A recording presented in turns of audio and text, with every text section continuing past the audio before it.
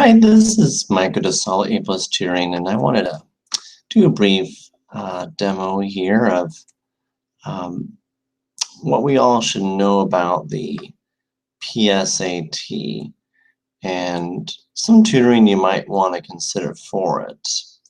So first of all, you might see here I'm on Noodle.com, and they talk about the new PSAT, about how about 1.5 million juniors are going to be taking that. That's going to be in October 2016. And there have been some revisions that students should know about. It is a pretty different test than the old PSAT.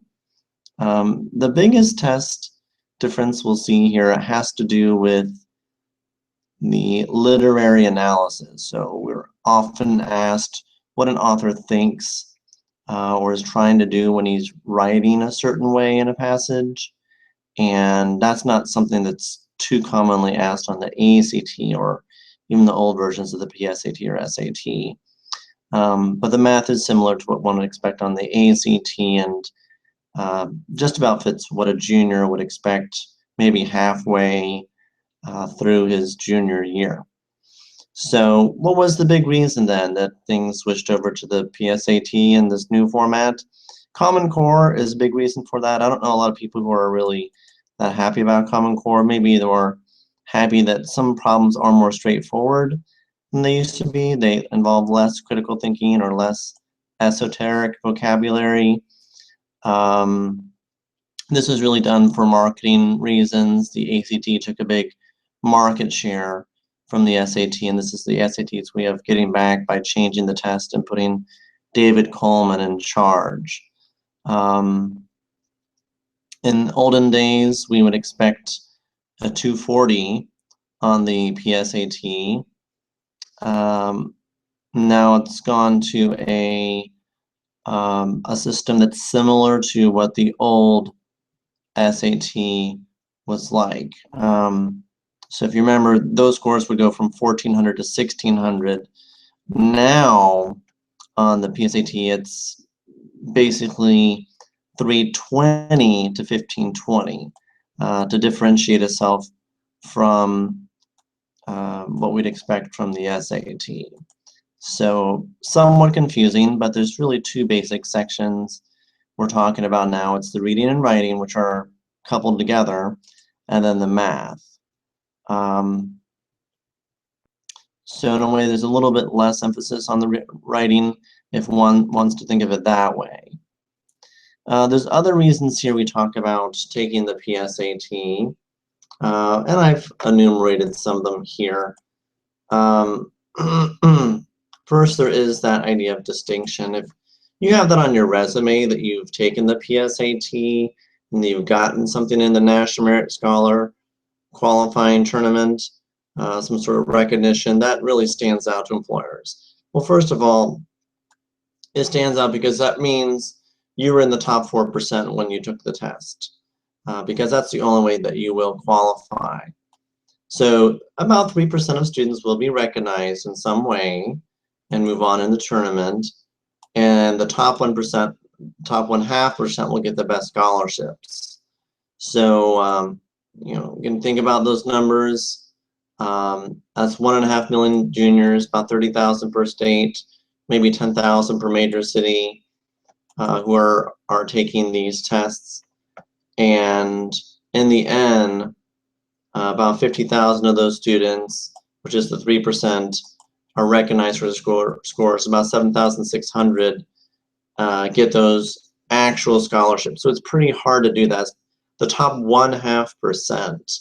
But there's other groups that get scholarships along the way. We see that some minority groups now are getting some special scholarships. $180 million was set aside for low-income students and students of color.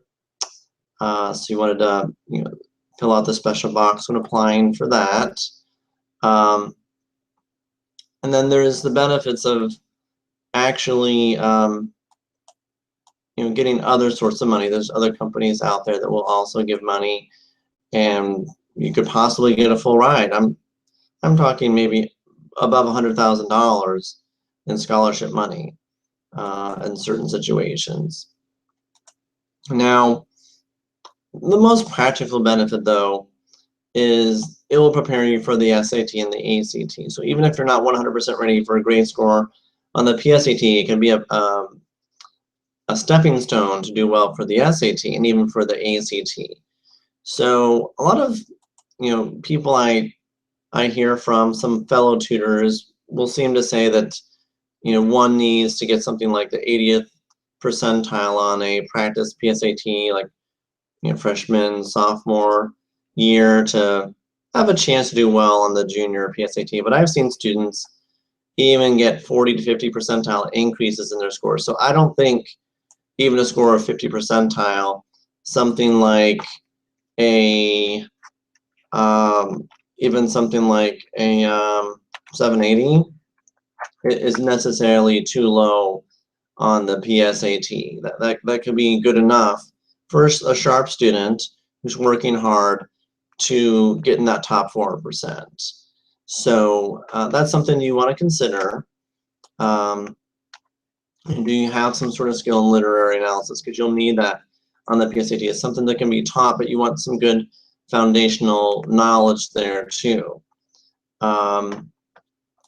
There's some interesting charts here when you think about scholarships and what you can possibly do with the PSAT.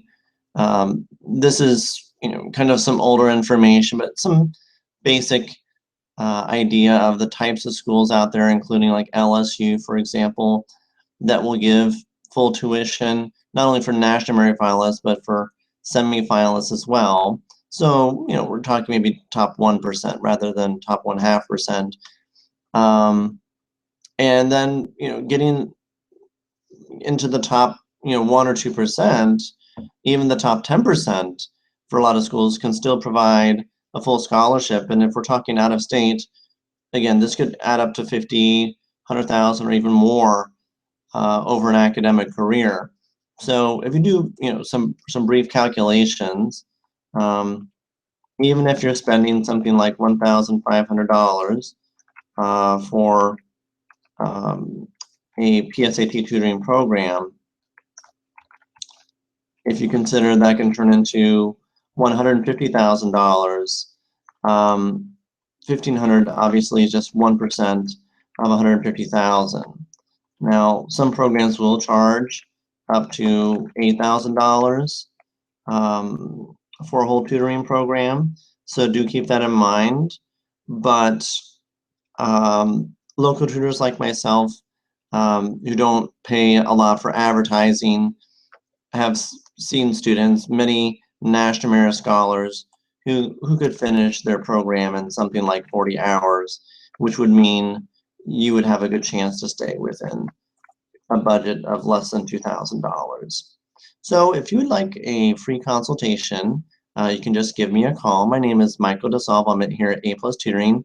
I've tutored students all around the country, from Texas to Florida, even internationally, and Sweden.